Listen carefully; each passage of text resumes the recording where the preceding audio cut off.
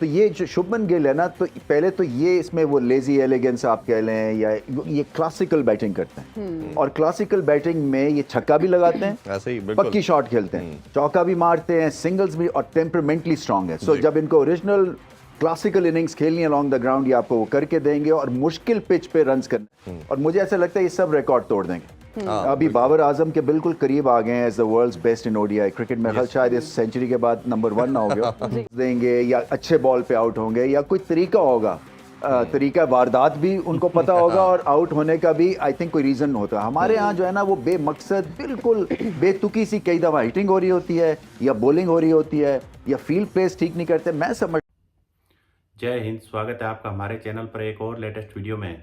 दोस्तों, अब Asia cup चल रहा है, उससे पाकिस्तान तो पहले बार हो चुका है, लेकिन श्रीलंका और भारत के बीच में फाइनल मुकाबला खेला जाएगा। कल बांग्लादेश और भारत का मैच था, उसमें भले ही बांग्लादेश जीता हो, लेकिन जिस तरह से शुभम गिल ने जो एक शतक लगाया और धमाकेदार बैटिंग की है, उसको लेकर पाकिस्तानी मीडिया में देखिए किस तरह से चर्चा हो रहा है। कह रहे हैं कि भारत को एक और रोहित शर्मा, एक और विराट कोहली मिल चुका है। और दोस्तों, पाकिस्तान की आपने देखा होगा किस तरह से चाहे बैटिंग हो चाहे बॉलिंग हो, दोनों को एक पाकिस्तानी मीडिया कह रहा था कि हमारे पास दुनिया का सबसे बेस्ट पेस अटैक है। लेकिन जिस तरह से उनकी हर जगह धुलाई हुई थी, उसके बाद अब बाबर आजम की कप्तानी को लेकर भी काफ़ी सवाल उठाए जा रहे हैं। और आज दोस्तों खबर आ रही थी कि बाबर आजम और शाहीन अफरीदी के बीच में भी काफ़ी उस दिन ड्रेसिंग रूम में काफ़ी झगड़ा हुआ था। तो दोस्तों, अब आगे वर्ल्ड कप आ रहा है, और ऐसे में पाकिस्तानी टीम में पहले ही इस तरह की फूट मची है, तो इसका बेड़ा गर्क पहले ही हो चुका है, और आगे आने वाले दिनों में भी और देखने को मिलेगा। तो चलिए दोस्तों, अब खासकर शुभम गिल की बैटिंग को लेकर पाकिस्तानी मीडिया किस तरह का चर्चा कर रहा है, इस वीडियो में दिखा रहे हैं। इससे पहले वीडियो को लाइक कीजिएगा प्लीज़, आप हमारा चैनल सब्सक्राइब कर लीजिएगा। चलिए करते हैं वीडियो स्टार्ट। और ये ओब्वियसली अरमीज भाई, मैं इसमें एक चीज जैसे कैप्टनसी की हम बात कर रहे हैं, लास्ट बॉल पे जो फील्ड प्लेसिंग देखी, लास्ट ओवर में जो फील्ड प्लेसिंग देखी, जो सिलेक्शन की, वो हमने पहले भी बात कल भी थोड़ी की कि आपको पता है कि फ़खर नहीं कर रहा, ज़बरदस्ती खिलाना, हारिस को मिडिल ऑर्डर में खिलाना, एशिया कप इमर्जिंग जिताया हुआ तैयब ताहिर ने, उसको ना खिलाना, ये कुछ बेसिक्स हैं। और प्लस जो सबसे बड़ी, मैं कल क्रिटिकली देख रहा था चीज़ों को, आपका सबसे अच्छा बॉलर जो है वो आपने देखा इफ्तिखार बन गया, उससे 8 ओवर करवाना, जो सबसे ज़्यादा रन दे रहा है शादाब, उससे 9 ओवर करवाना। फिर आप कंफ्यूज हो रहे हैं, जो अच्छा सबसे इकॉनमी अच्छा आपका नवाज का था, नवाज से आपने 5-6 ओवर करवाए। तो ये कैलकुलेशन जब कैप्टन खुद ही नहीं कर पा रहा, उसको ये आइडिया ही नहीं है कि इसको कैसे प्लेस करना है, किससे कितने ओवर्स करवाने हैं, तो ऑब्वियसली आउटकम तो फिर ऐसे ही आएगा ना।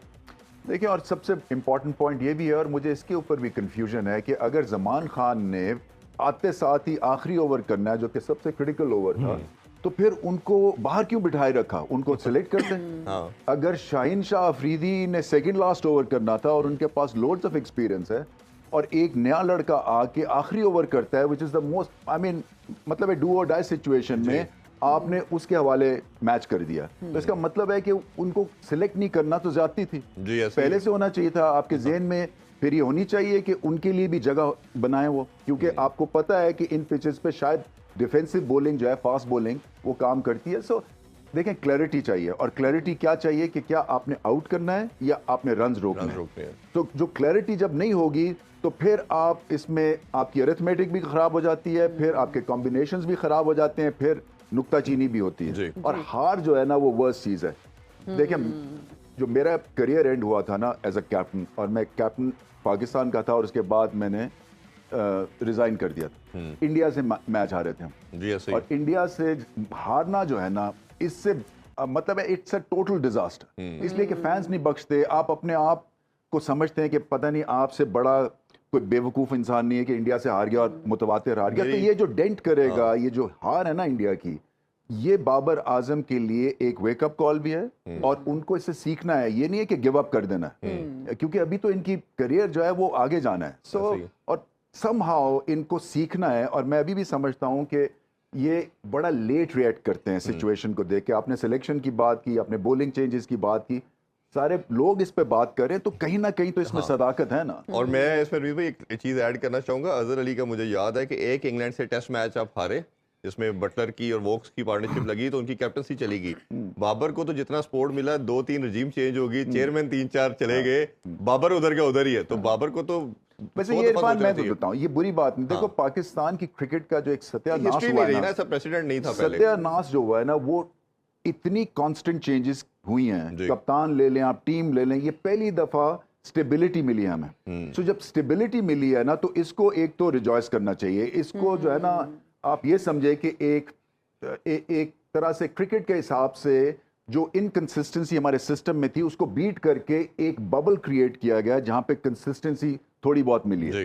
और मैं समझता हूं कि मैंने जो देखा इनकी परफॉर्मेंस, एशिया कप का फाइनल और वर्ल्ड कप का फाइनल, उसकी बहुत बड़ी वजह यही थी कि ज्यादा चॉपिंग एंड चेंजिंग नहीं हुई। सो अभी भी आई थिंक हमें इमोशनल नहीं होना, क्योंकि वर्ल्ड कप है, इसके बाद इस टीम को बैक करना है और इनको तलकीन नहीं कर सकते हैं, इससे ज्यादा कुछ नहीं कर सकते हैं, बिकॉज न्यूक्लियस आप तबाह नहीं इस वक्त कर सकते हैं। सो न्यूक्लियस के इर्द गिर्द इनको ये सोचना है कि कौन कौन से बेंच के ऊपर प्लेयर्स हैं जो इनकी मदद को आ सकते हैं। अगर आप उसके ऊपर ध्यान नहीं देंगे तो फिर न्यूक्लियस भी तबाह हो जाएगा, क्योंकि आप जीतेंगे नहीं तो तितर बितर हो जाती है टीम। ऐसा ही भी शुभमन गिल की इनिंग्स के हवाले से जानना चाहेंगे। आपने शुरू में कहा कि एक ऐसा लेजेंड है जो अभी एक उस तरफ जाएगा रोल मॉडल बनने के लिए जो दुनिया देखेगी, और इसने प्रूव किया हर इनिंग्स में वो बेहतरीन से बेहतरीन होता चला जा रहा है। और ये भारत की गुड लक कहना चाहिए। उनका सिस्टम की बात करें, उनका इंफ्रास्ट्रक्चर की बात करें, ऐसे बेहतरीन बैटर प्रोड्यूस करते चले जा रहे हैं। कैसे देखते हैं इस इनिंग्स को? बट अनफॉर्चुनेटली फिनिश नहीं कर पाए। देखिए, इसलिए कि बाकियों ने हेल्प भी नहीं की, बट अपनी तरफ से पूरी कोशिश की। मैं समझ रहा था कि 20-25 रन से हारेंगे, मगर 6 रन से ही हारे। So almost they got there. जो इरफान बैट्समैन होता है, जिसमें एक नेचुरल टैलेंट, एबिलिटी होती है, वो ऐसे लगता है जैसे उसके पास एक्स्ट्रा टाइम है। आप रोहित शर्मा को देख लें, इवन विराट कोहली को देख लें, आप बाबर आजम को देख लें, ये ऐसे प्लेयर्स हैं जो कि आपको पता चलता है कि ये बाकी जो है वो रश्ड होते हैं, ये नहीं होते हैं। ऐसे ही तो ये जो शुभमन गिल है ना, तो पहले तो ये इसमें वो लेजी एलिगेंस आप कह लें, या ये क्लासिकल बैटिंग करते हैं, और क्लासिकल बैटिंग में ये छक्का भी लगाते हैं, ऐसे ही बिल्कुल पक्की शॉट खेलते हैं, चौका भी मारते हैं, सिंगल्स भी, और टेम्परामेंटली स्ट्रांग है। सो जब इनको ओरिजिनल क्लासिकल इनिंग्स खेलनी है अलॉन्ग द ग्राउंड, ये आपको वो करके देंगे, और मुश्किल पिच पे रन्स करने वाले हैं। आप देख रहे हैं रोहित शर्मा स्ट्रगल करते हैं मुश्किल पिच पे, कभी बोल्ड हो जाते हैं, कभी फोकस नहीं होता। ये उनकी परफेक्ट रिप्लेसमेंट है, और मुझे ऐसा लगता है ये सब रिकॉर्ड तोड़ देंगे। अभी बाबर आजम के बिल्कुल करीब आ गए हैं as the world's best in ODI cricket में। शायद इस सेंचुरी के बाद नंबर 1 ना हो गया। तो इनके में पोटेंशियल बहुत है, और मैं फ्रस्ट्रेट भी होता हूं, क्योंकि ये है अमृतसर से, और लाहौर से अमृतसर है कितना, 40 मील, और 40 मील में बैटिंग का इतना फर्क पड़ जाता है। और मैं समझता हूं कि हम क्या चीज गलत कर रहे हैं कि हम ऐसे यंग टैलेंट और जीनियस प्रोड्यूस नहीं कर रहे बल्ले के साथ। जैसे सूर्य कुमार यादव T20 में नंबर 1 रैंक पे है, ये ओडीआई में नंबर 2 पे है। और दूसरी चीज, before I forget, I think आपने देखा कि बाकी टीम्स क्या खेल रहे हैं, ऑस्ट्रेलिया, साउथ अफ्रीका, उस तरह मैंने लगा था जी। मतलब है एक और ही तर्ज की वो ओडीआई क्रिकेट खेल रहे हैं। सो इससे क्या पता चलता है कि सब कॉन्टिनेंट टीम, तो शायद पाकिस्तान को T20 के प्लेयर्स ओडीआई में डालने, क्योंकि इसकी जो रफ्तार है ना, वो आपको पिक करनी है, और उसकी रफ्तार अगर पिक करनी है तो फिर आपको तलंगे चाहिए जो कि लाठी चार्ज करें, जो कि बदतमीजी करें, बिल्कुल, जो कि आपके ना प्लान्स ABCD सब डिस्ट्रॉय करते हैं ऑन द डे। फिर ऐसे ही आपको खेलना पड़ेगा, क्योंकि अगले ऐसे सोच रहे हैं। सो आपको ऐसे सोच के और आउट ऑफ द बॉक्स सोचना है। मैं ये बहुत ये ओवर यूज्ड वर्ड है, बट ये पाकिस्तान को करना है। सो आपको देखना है कि इसमें कौन से आपके T20 फिनिशर्स हैं जिनको आप यूज कर सकते हैं ओडीआई के आखिरी 10-12 ओवर्स में, क्योंकि ये होनी है Placid batting strips world cup में। ऐसे ही जैसे गद्दाफी स्टेडियम की पिच है ना, वैसे वर्ल्ड कप की पिच है। सो आप जीतेंगे 400 करके, आप जीतेंगे 350 करके, आप 325 करके हार जाएंगे। मैं अभी आपको लिख के दे सकता हूँ। तो पाकिस्तान से कौन करेगा 350? तो ये इंजेक्शन कैसे लगेगा, कौन आएगा, ये माइंडसेट कैसे? ये देखे ना, ये इनको अब समझना है, जो इनका थिंक टैंक है, जिनको इतने पैसे देते हैं। मैं तो मतलब है, मेरा फ्रस्ट्रेट होता था कि ये बाहर से आके हमारे डॉलर्स लेके, और कोई ऐसी कोई कोर्स करेक्शन, कोई माइंडसेट चेंज भी नहीं करते हैं ये जो बाहर से आते हैं। इसलिए कि अब देखें, ये जो पाकिस्तान का थिंक टैंक है, सारे साउथ अफ्रीकन भर लिए उन्होंने, क्योंकि हेड कोच जो है वो साउथ अफ्रीका का। तो ये ऐसे नहीं होना चाहिए ना, आपको बेस्ट बंदे पिक करने हैं जो कि पाकिस्तान की क्रिकेट को ऊपर लेके जाएं, और पाकिस्तानियों से ज्यादा और कौन पैशनेट होगा ये काम करने के लिए। आप उनको रेट नहीं करते, आप कहते हैं सियासत करते हैं। कैसे सियासत कर सकते हैं जब उनकी ट्रेनिंग है, जब उनको पता है कि जॉब ऑन द लाइन होगी, और उनको एक मौका मिला है। सकलैन मुश्ताक थे, पाकिस्तानी थे, मोहम्मद यूसुफ लगाया था, पाकिस्तानी थे। आप 2 फाइनल्स खेल गए, क्या गलत हुआ उसमें? तो ये एक माइंडसेट है ना, इसको भी बदलना। मगर इस तरह की सोच ये थिंक टैंक लेके आएगा। ये बाबर आजम को ऐसे सोचना है, ये सीनियर प्लेयर्स को ऐसे सोचना है। ये नहीं सोचना कि एक बैक स्पैज़म हल्का सा हुआ या किसी को बुखार हो गया तो वो डू और डाई मैच से कहे जी मैं अवेलेबल नहीं हूँ। इस स्पिरिट से आप नहीं खेल सकते हैं क्रिकेट। ऐसे ही है, और हमने पास में आप लोगों के एरा में देखा कि टेम्परेचर क्या, रोजे रख के भी लोग खेले और सब उसके कुछ अलावा किया। देखिए ना, ये आपको एक अपॉर्चुनिटी मिल रही है टू बिकम अ हीरो। अब ये जब आप इस अपॉर्चुनिटी को रिगार्ड ही नहीं करेंगे तो फिर अगली दफा अपॉर्चुनिटी आपका रिगार्ड नहीं करेगी, फिर आपको 12th मैन बना देंगे, फिर आप रोते फिरेंगे। हाँ, कि अपॉर्चुनिटी नहीं मिली। अभी क्वेश्चन जानना चाहूंगा, ये क्या एक अप्रोच है, माइंडसेट, और यंगस्टर भी इसको क्यों नहीं दोनों हाथों से कैच करता? और अगर ज़मान की बात करें तो उसकी जो खूबसूरती है वो यॉर्कर थी, तो हमने लास्ट ओवर में कोई भी यॉर्कर नहीं देखा। लाहौर के अंदर को 2 दफा टाइटल जिता चुके हैं।